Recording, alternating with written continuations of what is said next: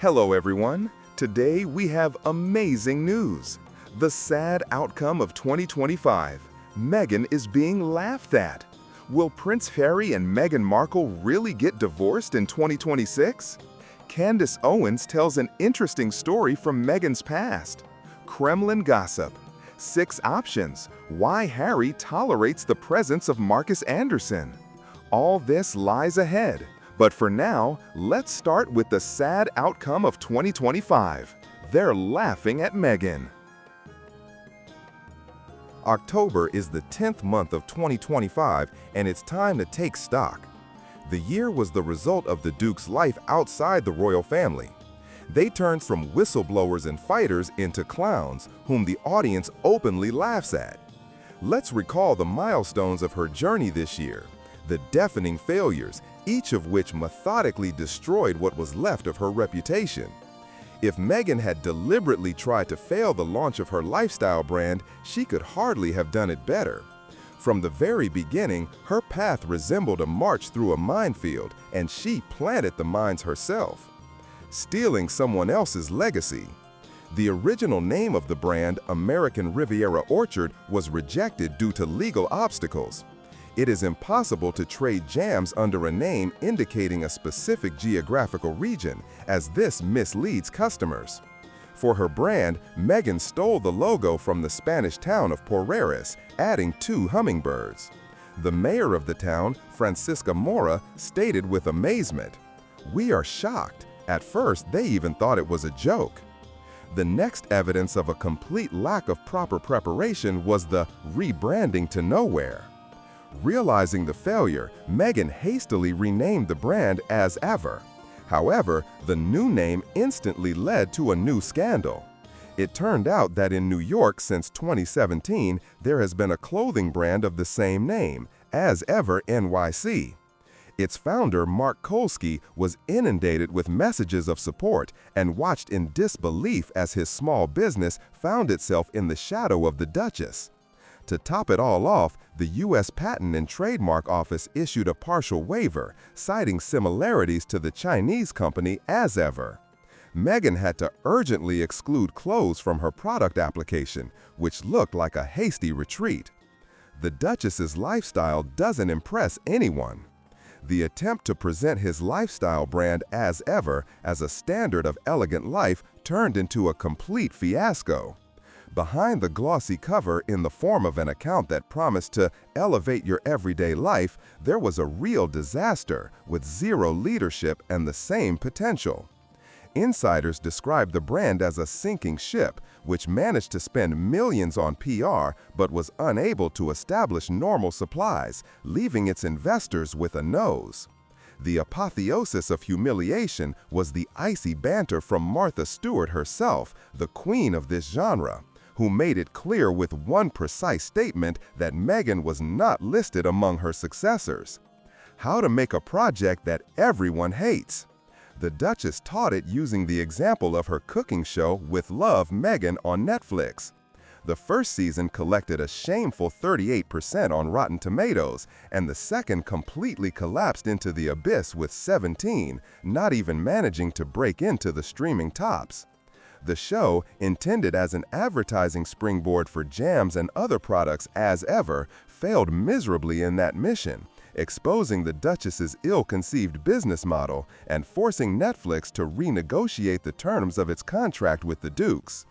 The British press greeted the show with derogatory skepticism. The publications called it a boring exercise in self-promotion and an exercise in narcissism. Critics bitterly ridiculed the filming in a rented luxury mansion with 2 immaculate kitchens, which were supposed to depict the natural life of the Duchess. The audience felt fake, and Variety concluded that the show is an ego trip that doesn't pay off. The story of Chrissy Teigen has become a symbol of desperate hypocrisy. After Meghan passionately distanced herself from Teigen amid her cyberbullying scandal, she suddenly invited her to her Netflix project for a nice conversation over a cup of tea. This cynical move, smelling of desperation and naked calculation, was instantly seen through by the audience. Meghan was unanimously declared a walking hypocrite, ready to trample on her own loud statements about the fight against bullying on the internet for the sake of short-term benefits and hype. Meghan's public antics only added fuel to the fire. The debut at Paris Fashion Week was remembered not for stylish looks, but for a series of annoying blunders. The video in the limo, filmed near the very place where Princess Diana died in a car crash, caused a flurry of outrage for its tactlessness. Giggling at a model who stumbled on the catwalk led to accusations of mean girl manners. The ridiculous pacing after the show became the object of ridicule for futile attempts to walk like a professional model. While we're learning the details of Meghan Markle's lifestyle brand, I remind you that there's amazing news ahead. In parallel with her business failures, her media projects also collapsed, exposing the glaring discrepancy between the newly created public image and reality.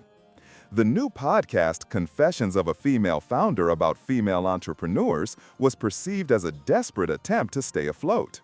The irony is that Meghan, whose own entrepreneurial journey has been a series of failures, has been giving advice to entrepreneurs. Canadian lawyer Philip Miller and marketer Camilla Moore called the launch of As Ever one of the worst in the industry. They pointed out the main problem. The chosen image of the ideal hostess and keeper of the hearth absolutely does not correspond to Meghan's public personality, and people are acutely aware of this falsity. Experts believe that she should position herself as a rebel rather than a domestic goddess. Meghan Markle tried to sell the perfect fairy tale to the world, but she forgot that any successful brand is based not only on a big name, but also on sincerity, competence, and careful work, which her projects, alas, lacked. The year 2025 was the year for Meghan Markle, when her carefully constructed facade of a guru of a beautiful, successful, and correct lifestyle gave a deep crack, exposing strategic helplessness, desperate tossing, and a crisis of trust, which apparently is only gaining momentum. Sincerely sorry or deservedly sorry? Your monosyllabic reaction to Meghan Markle's string of failures. Write a comment. And now we come to the main news for today. But the next news is also no less wonderful, so watch to the end. Will Prince Harry and Meghan Markle really get divorced in 2026? Are the rumors true? Find out the human perspective on the speculation that Prince Harry and Meghan Markle are getting divorced in 2026. We're sifting through all the unnecessary rumors and analyzing what's really going on with the Duke and Duchess of Sussex, not what the tabloids want you to think. News headlines. Will Prince Harry and Meghan Markle really divorce in 2026? In the relentless whirlwind of royal gossip, the rumor mill does not stop for a second. One of the most popular versions is the prediction that Prince Harry and Meghan Markle will actually divorce in 2026. But what is the basis of these constant and frankly annoying rumors? It's worth asking this question, especially considering that the couple has been dealing with baseless divorce claims for years. The idea that Prince Harry and Meghan Markle will actually divorce in 2026 is not a new idea, but only a new date printed on old, boring speculation. Why are there so many divorce rumors? The incessant stream of gossip and the intense media attention to the Duke and Duchess of Sussex is a well-documented phenomenon. At a recent event, Harry himself responded to the constant accusations, saying, "We've apparently been divorced maybe 10-12 times." It was a clear signal, delivered with humor and disappointment, that these stories were completely made up. Despite these apparent denials, the media machine and its avid audience seem to be hungry for even more drama. The story that Prince Harry and Meghan Markle will actually divorce in 2026 is more of a clickbait than reality. Arguments for a stronger and more united front. Let's switch from speculation to what the couple actually said. Just a few months ago, Meghan directly denied the swirling rumors, stating emphatically that their relationship is stronger than ever. She even called it a honeymoon, emphasizing that some respite allowed them to enjoy each other in a new way. These are hardly the words of a couple moving towards separation. They have overcome enormous difficulties together since they left their senior royal positions in 2020 and moved to California. Their resilience, demonstrated by their united front, directly contradicts rumors that Prince Harry and Meghan Markle will, in fact, divorce in 2026. A tactical split or a healthy partnership? A recent turn in tabloid rhetoric has focused on the couple's decision to pursue an independent professional career. Critics and, frankly, trolls have called this a two-pronged approach designed to signal a breakup. A more humane and rational interpretation suggests something else. Like any couple, Harry and Meghan have their own interest and hobbies. He continues his philanthropic work with organizations such as Centabelle, while she engages in her entrepreneurial and media projects. For an independent woman like Meghan Markle, implementing her own projects is a sign of a healthy, supportive partnership, not a breakup. The idea that this portends a divorce is a gross distortion of modern dynamic relationships. The human element, empathy and exhaustion. Harry openly expressed his sympathy for the trolls who cling to these false stories. For them, the fantasy of a royal divorce accumulates over time, but reality constantly shatters it to smithereens.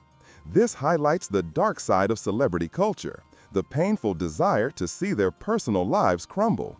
If you look at it from a human perspective, the constant stream of misinformation must be exhausting. However, both Prince Harry and Meghan Markle have publicly stated that they are actually a united team. Rumors that they will divorce in 2026, for some, look more like a wish fulfillment than the reality of their relationship. Together, we navigate the post-royal world.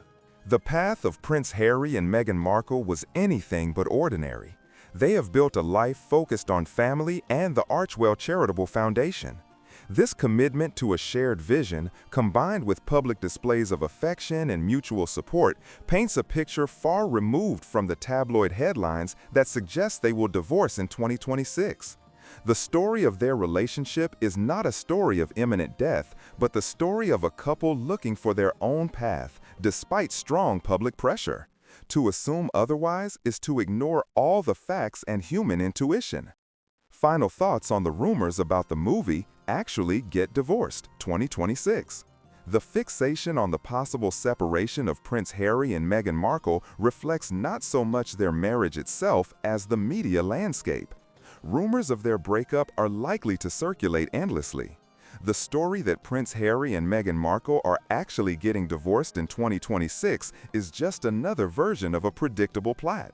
But as the couple continues to ignore expectations, focus on family, and achieve their goals, these rumors are likely to fade away, giving way to another, unconfirmed, and equally ridiculous prediction. At the moment, the facts and the couple's own words strongly suggest that a divorce in 2026 is just another fantasy. Candace Owens tells an interesting story from Meghan's past, Kremlin gossip. Have you ever wondered which stories remain behind the perfect picture? We gossips often connect the dots, and admittedly, our guesses tend to come true. Today, I want to share with you one conversation that made many people think. It's about Candace Owens. You know Candace. She always speaks straightforwardly and fearlessly. But this time, there was not the usual firmness in her voice, but a kind of sadness, as if she didn't want to say what she said out loud. Her words were not an attempt to humiliate. Rather, it was a question, quietly asked over the noise of the gossip columns. How could Harry not know this? It was not anger. It was a real heartbreak. How could the prince, surrounded by advisors and trained since childhood to protect his image, fail to see the truth about the woman for whom he gave up everything? Candace began telling what she called a lost chapter from Meghan Markle's past. And it didn't sound like a scandal, but like a real drama. She talked about inconsistencies in dates, about messages that paint a completely different version of events that does not fit into the royal fairy tale. And the deeper she went, the harder it was to ignore one thing. What she found was hardly a rumor. Rather, these are testimonies quietly left by those who were once closest to Meghan. The story you're about to hear doesn't start with a wedding or a crown. It starts with a message, with a single text that revealed a secret that no one was supposed to see. That's where it all started, October 31, 2016. An ordinary evening for most, But for one man, actor Christopher Paha, it was an evening when a friend sent him a message that changed his memories forever. "Everyone will know about it today," Meghan wrote. "The man I told you about in March is Harry." Months earlier, Christopher had heard fragmentary phrases. "She met someone. She's dating someone special." But what he didn't realize then was how long this someone had already been in her life, and how many other people were still in the frame. This one message ended her secrecy and marked the beginning of her new identity. To the world, Meghan Markle was about to become the prince's girlfriend. For those who knew her, it was the latest twist in a story that had begun months earlier when she was still in love, or at least still living with another man. Just a year before that announcement, Meghan's life seemed stable, even ordinary. She was an actress in Toronto, starred in Force Majeure, and lived with her longtime boyfriend, the famous chef Corey Vitiello. Corey wasn't a passing crush. He was respected in professional circles, was known for his restaurants, and was deeply involved in her daily life. She went to events with him, visited his restaurant, and introduced him to friends as her fiancé. By all accounts, Meghan had everything: a reliable partner, a growing career, and a sense of security. But something was changing behind the scenes. While starring in the movie The Con Man's Handbook at the end of 2015, Meghan met a man who unwittingly witnessed the beginning of changes: her colleague Christopher Paha. In between filming, Meghan told him that she was dating someone in Toronto, but in her own words, she doesn't like him that much. Paha, believing that she needed a break in the relationship, said, "Then be free." A few weeks later, she wrote to him again. "I followed your advice. I broke up with that guy. I'm free now." It sounded innocent. The woman closes one door before opening the other. But Paha soon realized that Meghan wasn't chasing freedom. She was striving for transformation. In February, when their film was released, she texted him again. "Cheerful, carefree, and free. I broke up with that guy," she said. "Now I'm just enjoying life." But just a month later, everything changed. In March 2016, Meghan sent another message: "I met someone." It was hazy, almost tantalizing. Christopher didn't think much of it. But months later, when she revealed that this someone was Prince Harry, the pieces of the puzzle came together. At the time she said these words, Meghan was still living with Corey Vitiello in Toronto. She was still having dinner with him, still tagging him in photos, still showing the world that they were together. But privately, another story has already begun to be written, the one that will soon become a royal fairy tale. And it all started with a single text: "I met someone." By the spring of 2016, Meghan's life had turned into two parallel stories, one public, the other private. In Toronto, she was still Corey's girlfriend. On Instagram, she posted photos with beaming smiles. On the set of Force Majeure, her colleagues still called Corey her fiancé. Meanwhile, Meghan has already told friends that she is dating someone special. No names, no details, just that it's serious. Behind the smiles and breakfast photos, she moved quietly between two worlds: a cozy kitchen in Toronto and quiet phone calls with the British prince. Those who were in the know say that Corey began to notice her detachment. She stopped answering her phone at a strange time. She became secretive about her travel plans. But she answered all his questions with reassurance: just a job. By that summer, Prince Harry invited Meghan to join him on a trip to Botswana.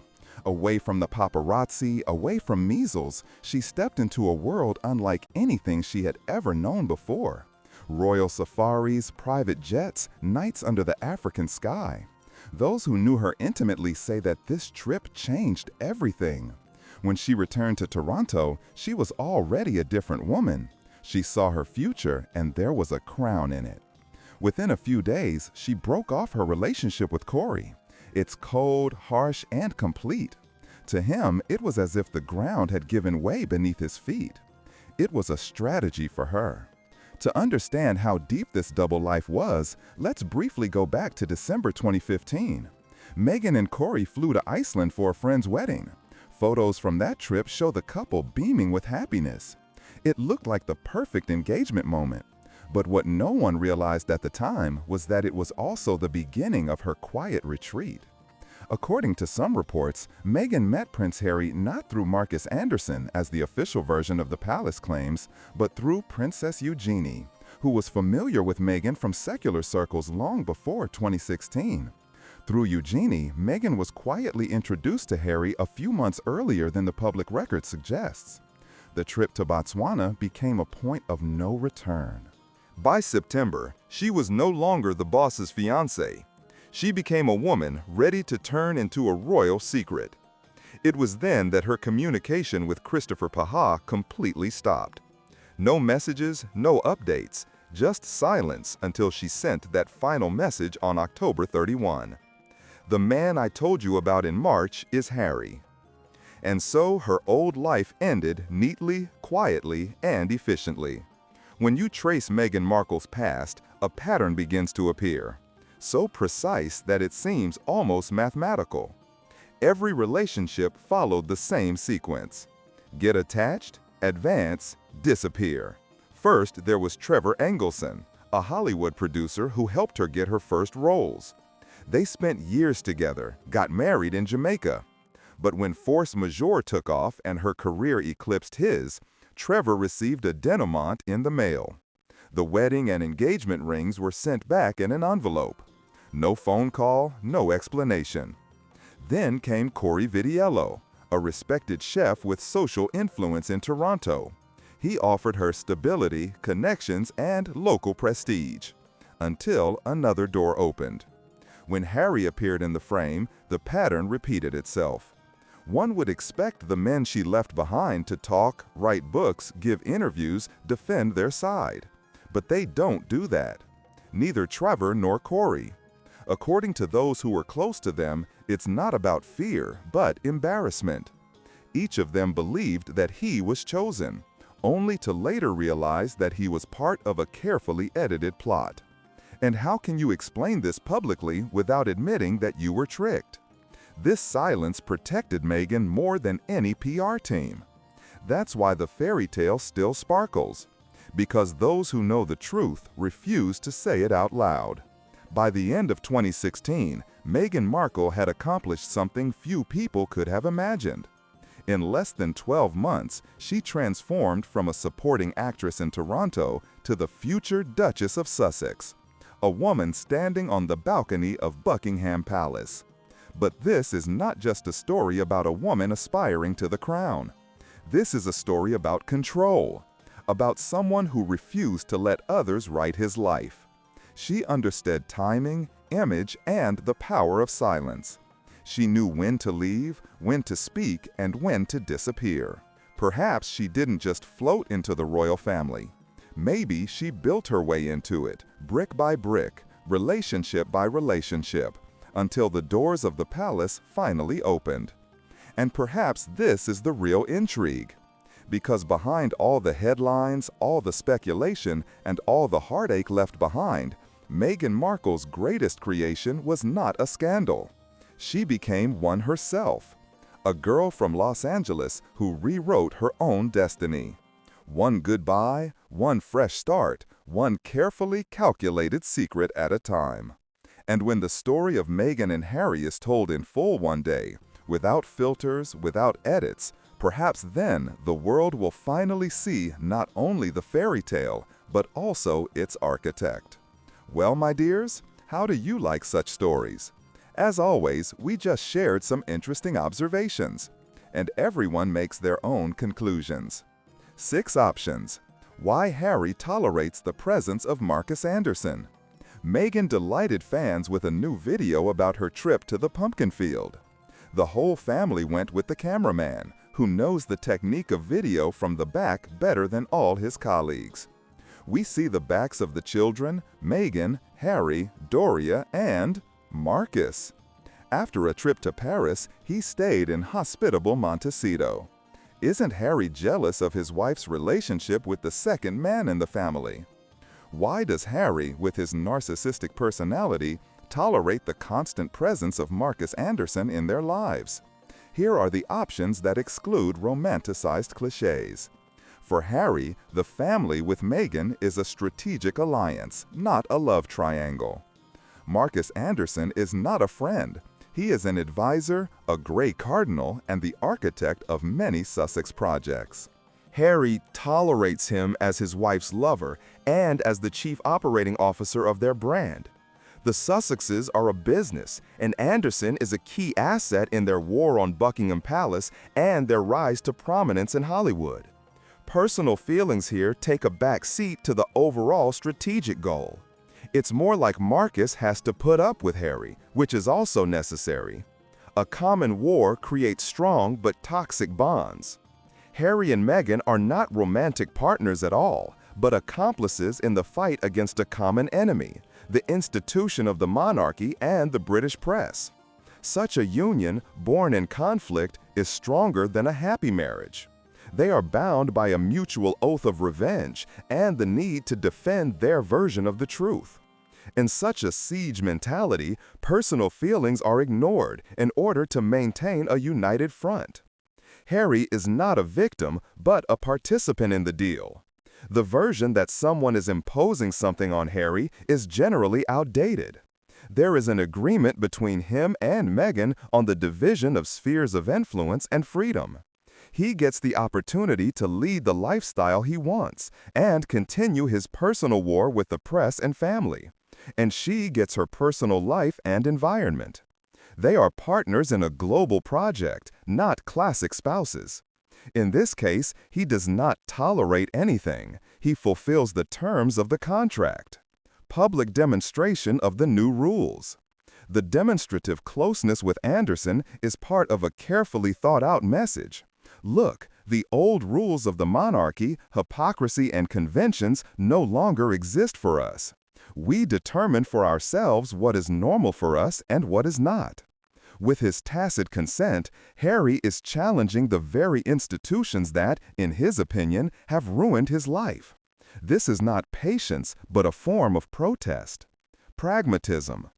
Even if the situation suits him, Harry understands that any public scandal would be a disaster for him personally. He burned all the bridges with his family and became an outcast in the eyes of Britain. A split with Meghan would mean final defeat and would turn him into a laughingstock.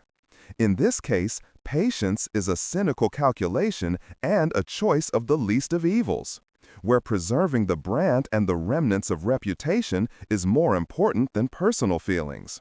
The story, "The Prince Gave Up the Crown for Love," looks extremely stupid.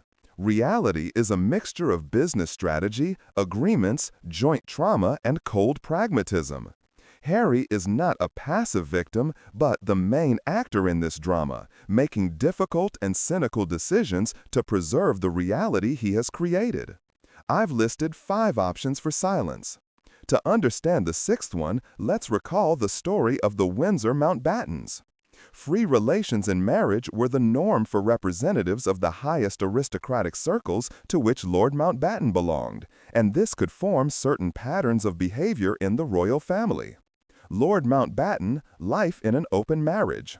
Lord Louis Mountbatten and his wife Edwina were indeed in a so-called open marriage. Their relationship was well known in certain circles and was not a closely guarded secret. Historical sources describe their union as a marriage in which both sides had complete freedom. Edwina Mountbatten, a charming and wealthy lady and friend of Queen Elizabeth, constantly cheated, not even trying to keep her love affairs a secret. Her most famous relationship was an affair with India's first Prime Minister, Jawaharlal Nehru. Lord Mountbatten himself, according to biographers, was bisexual and had numerous close relationships with both women and men.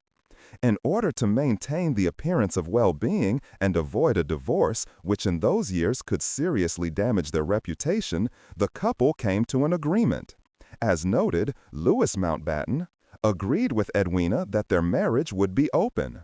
It was a pragmatic decision that allowed them to lead independent personal lives while maintaining their social status and joint projects. Lord's personal diaries and archives covering the period from 1918 to 1979 were bought by the state but still remain closed to the general public and researchers. Biographer Andrew Loney, who spent years and a large sum of money fighting for their publication, was able to access only a small fragment covering the period up to 1934. Louis and Edwina Mountbatten, October 3, 1922. All modern descriptions of the personal life of Prince Philip's uncle, who had a huge influence on the upbringing of his son Charles, including those listed above, are based on research by biographers such as Andrew Loney, memoirs of contemporaries, and other indirect sources. For Harry, such a pattern in a relationship is a historically rooted norm.